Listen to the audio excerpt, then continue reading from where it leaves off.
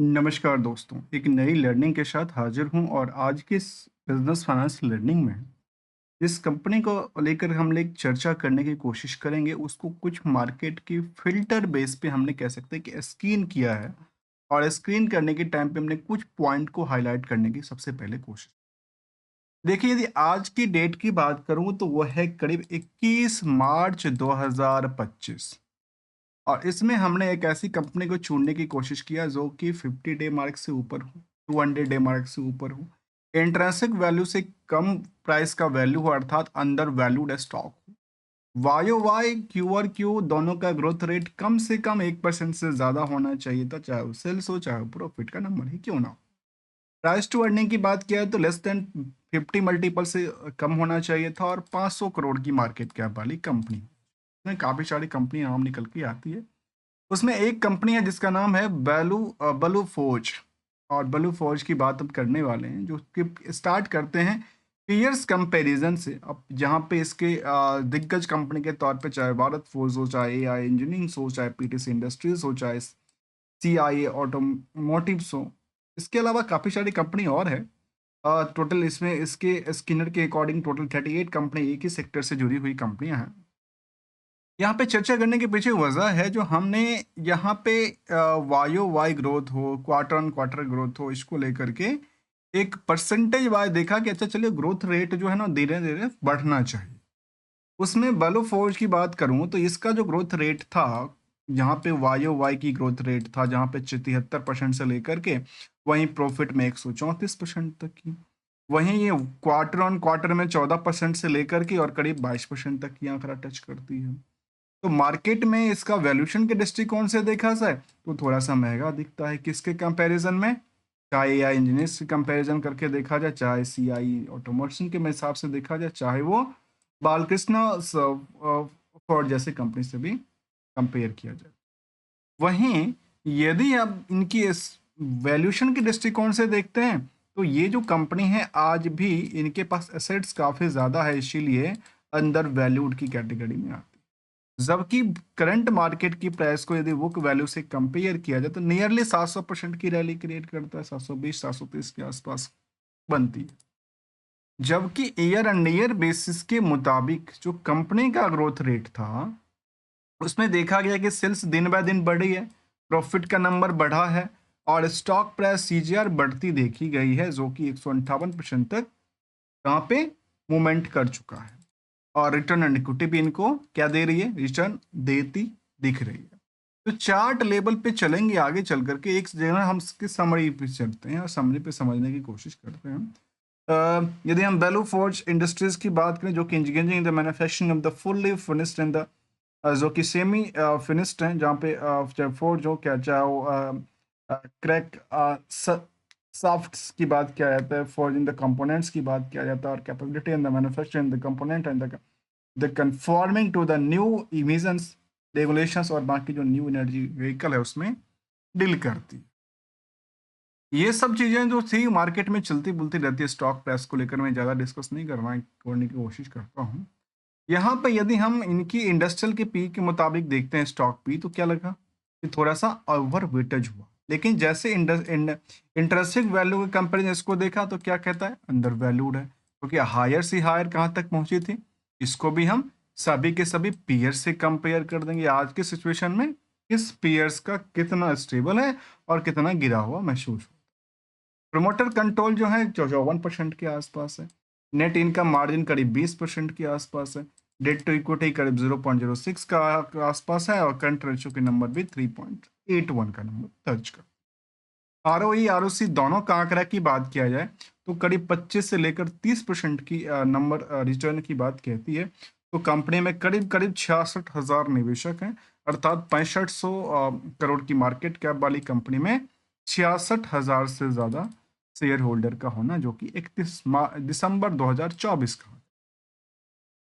अब इन सभी कंपनियों को कंपेयर करने के लिए देखा जा, साथ में हम रिस्क फैक्टर को जानने की कोशिश करेंगे। तो हमने देखा कि कंपनी में बाकी कंपनियों के ऑन एवरेज के मुताबिक यदि आप यहाँ पे देखते हैं तो देखा जाए तो बाकी कुछ जो जो बड़ी दिग्गज कंपनी हो जिसमें भारत फोर्ज हो, एआई इंजीनियरिंग हो, जो सभी कंपनियों में लगातार नेगेटिव इम्पैक्ट डाल रही थी, चाहे वो वाई का ग्रोथ हो, चाहे क्वार्टर वन क्वार्टर का ग्रोथ हो। तो वहाँ पे सबसे ज़्यादा किसी कंपनी में ग्रोथ रहा रहा है, तो वो है वैल्यू फोर्ज, और आज अंडर वैल्यूड की श्रेणी में आता है। भले ही मार्केट इसके वजह से ज़्यादा एक्टिव हो सकता है, मैं इसमें कोई आपको रिकमेंडेशन या एडवाइजरी की बात नहीं शामिल करता। यदि कंपनी की हम ये देखा गया, चाहे वो क्वार्टर ऑन क्वार्टर डेटा का था, चाहे वो वाई वाई डेटा का था, दोनों तरफ से इनका ग्रोथ लेवल इन सभी पेयर्स के कंपैरिजन में बेटर रहा है। अब एक चीज को और जानना जरूरी है कि आखिर कंपनी में यहाँ पे चार्ट लेवल कहता है कि यहाँ पे जो मार्केट में लगातार इस कहते हैं ना, जब bottom bottom bottom bottom bottom, तो इसको कहते हैं ब्रेक डाउन। लेकिन जब ब्रेक डाउन की सिचुएशन यहाँ आकर के मार्केट में देखिए सपोर्ट लेती देखी गई, near about the support price, तो वहां से मार्केट रिवर्सल हुआ।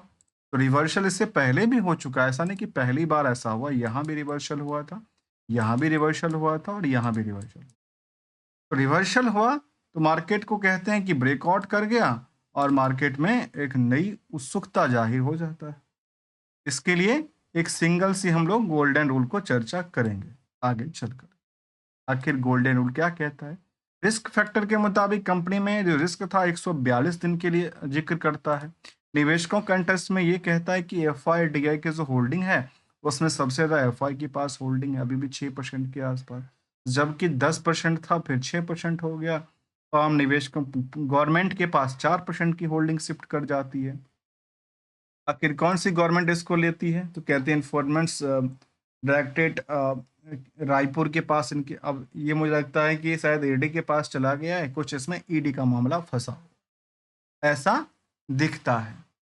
अर्थात इसमें ईडी का मामला सीधा सीधा दिखता है, जहां पे 4% से ज्यादा होल्डिंग ईडी के पास अभी जब्त है।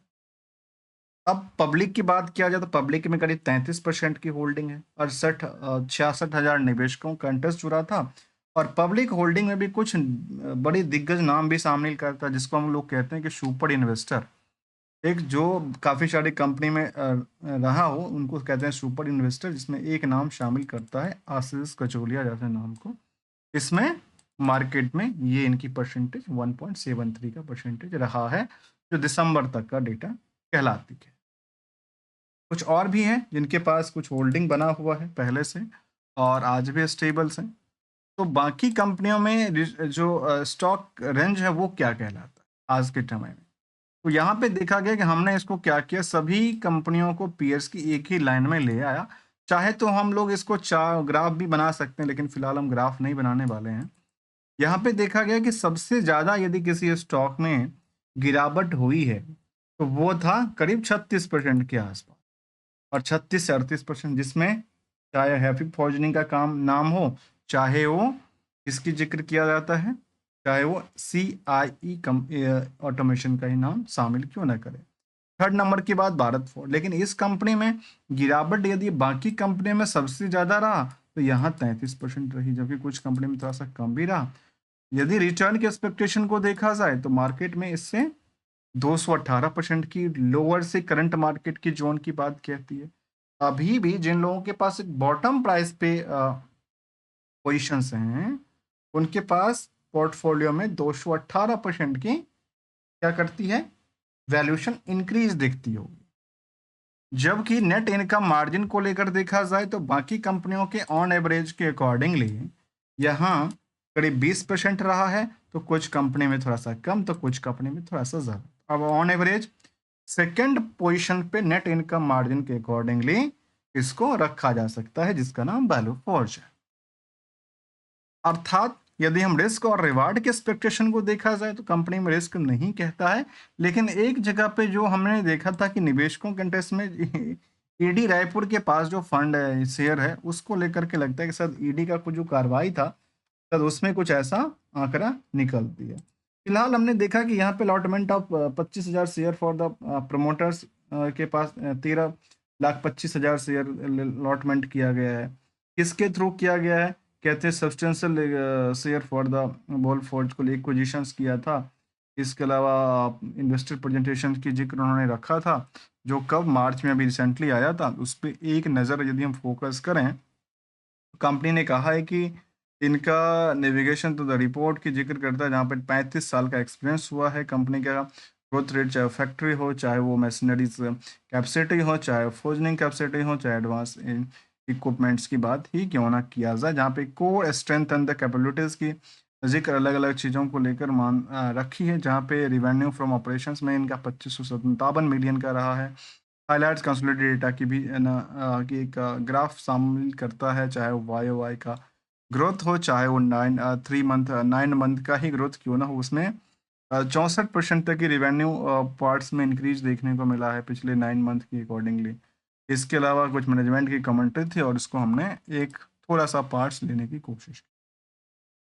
एक चीज़ को हमेशा जानना जरूरी है कि यहाँ पे एज टाइम फ्रेम के मुताबिक देखा गया तो बीएससी के अकॉर्डिंग, चाहे बीएससी इंडस्ट्रियल इंडेक्सेशन हो, बीएससी सेंसेक्स का इंडेक्सेशन हो, एक रैली भी थी और एक मार्केट में पिटाई भी हुई थी, दोनों तरफ से था। लेकिन ऑन एवरेज यदि देखा जाए पिछले 1 साल में 200%, ले दो 2 साल में 500% से ज़्यादा, तो पिछले 3 साल में ये एक टाइम फ्रेम में गेन और लॉस दिखता है, परसेंटेज ऑफ दिखता रहता है। एक चीज़ हमेशा कहता हूँ गोल्डन रूल के तौर पे, मनी इज एवरीथिंग, और secure and save for the better tomorrow. और जब भी पैसे दिखता हो, प्रॉफिट बनता हो, तो लपेटने की ज़रूरत होती है और लगातार होती हुई लॉस को सेट ऑफ करने की ज़रूरत पड़ती है। तो ओनली ऑन लर्निंग पर्सपेक्टिव से मिलेंगे कुछ नई पॉइंट के साथ, तब तक के लिए thanks for the joining us.